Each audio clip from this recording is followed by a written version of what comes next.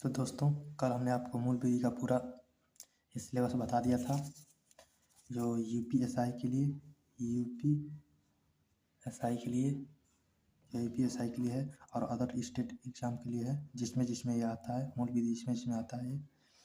तो आज चलते हैं, महिलाओं से संघर्ष से संबंधित कुछ प्रावधान है, उसको देखते हैं। क्या है? महिलाओं के संरक्षण से संबंधित प्रावधान। इसमें सबसे पहले महिलाओं की स्थिति देख लेते हैं, या उनके संरक्षण का जो प्रावधान है उसे देखने से पहले महिलाओं की स्थिति देखनी जरूरी है।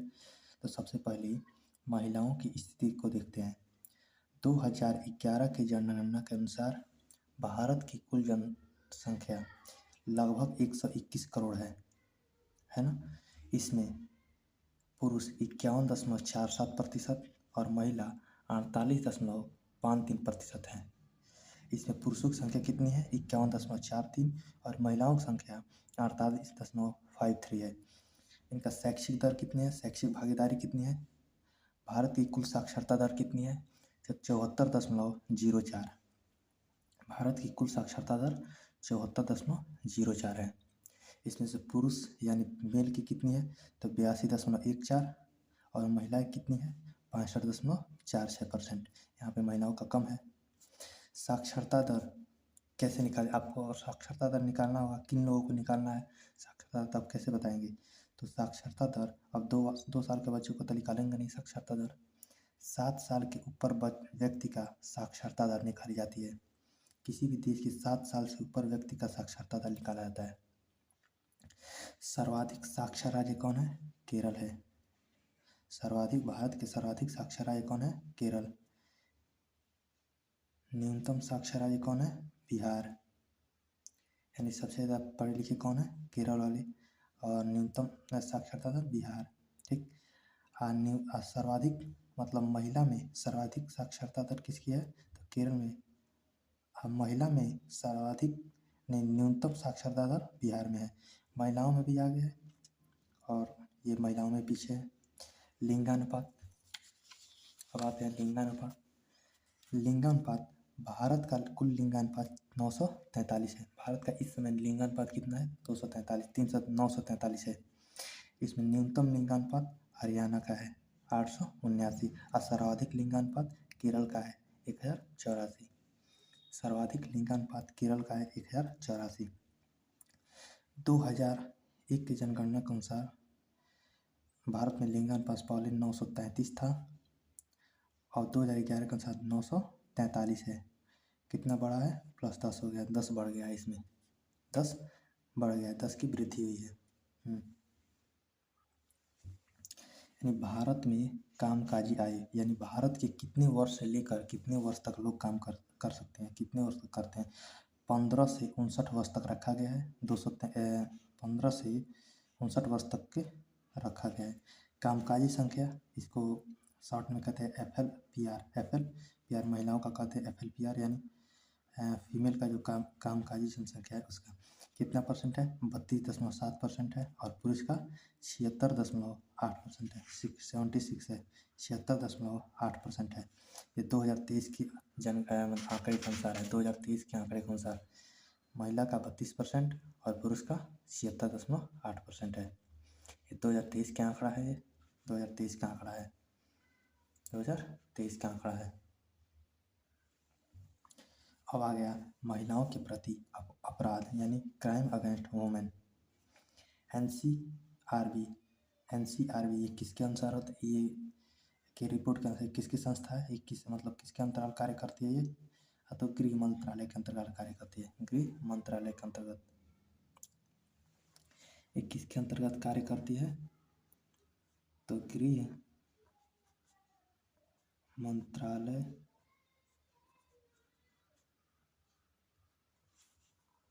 के अंतर्गत, गृह मंत्रालय के अंतर्गत कार्य करती है।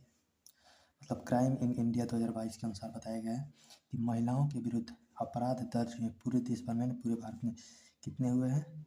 4,45,256 हुए हैं। यानी हर एक मिनट में 51 मामला। महिलाओं के संरक्षण के संबंध में चुनौतियाँ, महिलाओं के संरक्षण के संबंध में चुनौतियाँ क्या क्या चुनौती? शिक्षा है, एजुकेशन, लिंग अनुपात, सेक्स रेशियो, बाल विवाह, हिंसा, दहेज प्रथा, कार्यस्थल पर असमानता, बढ़ते हुए यौन अपराध के मामले और लैंगिक बढ़ते हुए यौन अपराध के मामले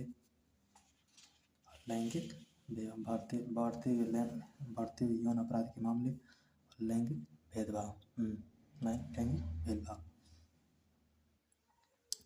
महिलाओं के संरक्षण के संबंध में कुछ अंतर्राष्ट्रीय भी कानून है और कुछ भारतीय कानून भी है। भारत के भी कानून है, राष्ट्रीय कानून है और कुछ अंतर्राष्ट्रीय कानून है। तो भारतीय कानून भी है और कुछ अंतर्राष्ट्रीय। तो पहले है अंतर्राष्ट्रीय कानून। अंतर्राष्ट्रीय प्रयास क्या क्या हुए हैं? महिला सशक्तिकरण के संयुक्त राष्ट्र द्वारा प्रयास।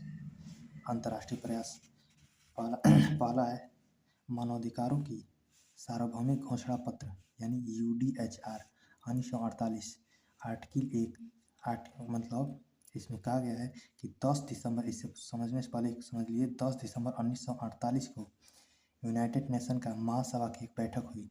उस बैठक में एक दस्तावेज पारित हुआ जिसे UDHR कहते हैं, यानी मानवाधिकार की सार्वभौमिक घोषणा पत्र। कुल उसमें 30 अनुच्छेद हैं। उसमें क्या कहा गया? उसके पहले अनुच्छेद में कहा गया कि सभी मानव गरिमा और अधिकारों के स्वतंत्र और समान है, यानी इसमें भेदभाव नहीं किया जाएगा। काले गोरे का भेदभाव नहीं किया जाएगा, फिर से आपका लिंग का भेदभाव नहीं किया जाएगा। और इसके आर्टिकल 1 में कहा गया है। किस आर्टिकल में? अतः UDHR के आर्टिकल में कहा गया है। UDHR का घोषणा पत्र का आर्टिकल 23 में समान कार्य के लिए समान वेतन दिया जाएगा का अधिकार, यानी महिलाओं और पुरुषों के समान कार्य के बदले समान वेतन का अधिकार। UDHR के आर्टिकल 25 में कहा गया है कि माताओं और बच्चों के लिए विशेष सहायता प्रावधान, यानी माताओं यानी बच्चों, गर्भवती महिलाओं के लिए भी विशेष प्रावधान किया गया है। मतलब उस आर्टिकल में, आर्टिकल 25 में, इस आर्टिकल में, UDHR के आर्टिकल में। चौथा पॉइंट आपका, यूनाइटेड नेशन ने एक गठन किया, यूनाइटेड नेशन ने यूनाइटेड वुमेन का गठन किया 2 जुलाई 2010 को। संस्था कहाँ पे है? हेडक्वार्टर इसका न्यूयॉर्क, अमेरिका में। कहाँ पे गठन हुआ? अमेरिका में ही गठन हुआ था।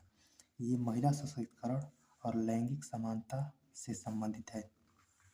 महिला सशक्तिकरण और लैंगिक समानता से संबंधित है। ये संस्था है ना, ये महिला सशक्तिकरण और लैंगिक समानता से संबंधित है। महिलाओं की स्थिति को लेकर विश्व में 4 महिला कॉन्फ्रेंस हुए। वर्ल्ड कॉन्फ्रेंस ऑन वुमेन 4 हुई थी। पहला कहाँ पे हुई थी? 1975 में मैक्सिको यानी अमेरिका में हुई थी, मैक्सिको सिटी में महिला कॉन्फ्रेंस का आयोजन किया गया पहला। 5 साल के बाद ये 1980 में हुआ था डेनमार्क में, डेनमार्क की राजधानी कोपेनहेगन में। और 1985 में नैरोबी में हुआ था, केन्या की राजधानी में। और 1995 बीजिंग चीन में हुई थी। और यही एक महत्वपूर्ण है, यहीं पर बीजिंग घोषणा की महिला अधिकार से संबंधित कुछ घोषणा की, बीजिंग घोषणा किया गया 1975 में यूनाइटेड नेशन द्वारा अंतर्राष्ट्रीय महिला वर्ष घोषित किया गया।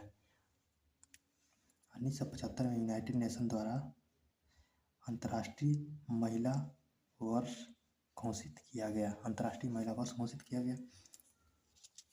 1976 से 1985 तक क्या किया गया? डिकेड ऑफ वुमेन, महिला दशक घोषित किया गया।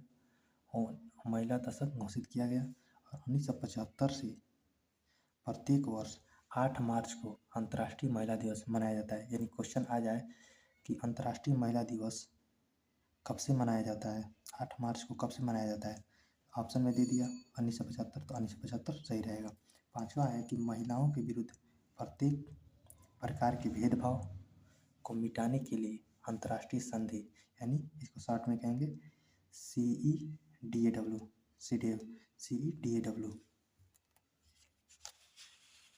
इस पर साइन कब हुआ था? 1979 में। इसको लागू कब हुआ था? 1981 में। भारत ने इस पर साइन किया 30 जुलाई 1980 को। और भारत के संसद में कब पारित हुआ था? 9 जुलाई 1993 को। 9 जुलाई 1993 को भारत ने अपने संसद में क्या किया, पारित कराया था।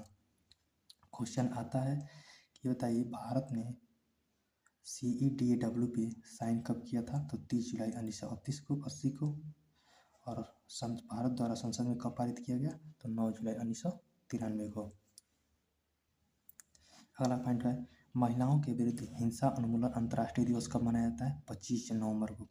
महिलाओं के विरुद्ध हिंसा उन्मूलन अंतर्राष्ट्रीय दिवस 25 नवंबर को मनाया जाता है। महिलाओं के विरुद्ध हिंसा उन्मूलन की घोषणा कब की गई थी, 20 दिसंबर 1998 को हुई थी। महिलाओं के विरुद्ध हिंसा के उन्मूलन की घोषणा कब हुई थी, 20 दिसंबर 1998 को हुई थी। अंतर्राष्ट्रीय महिला दिवस 8 मार्च को मनाया जाता है। भारत में राष्ट्रीय महिला दिवस 13 फरवरी को मनाया जाता है, सरोजिनी नायडू के जन्म दिवस पे। और राष्ट्रीय बालिका दिवस 11 अक्टूबर को मनाया जाता है। राष्ट्रीय बालिका दिवस 11 अक्टूबर को मनाया जाता है। और भारत में राष्ट्रीय बालिका दिवस 24 जनवरी को मनाया जाता है। कब मनाया जाता है, 24 जनवरी को मनाया जाता है।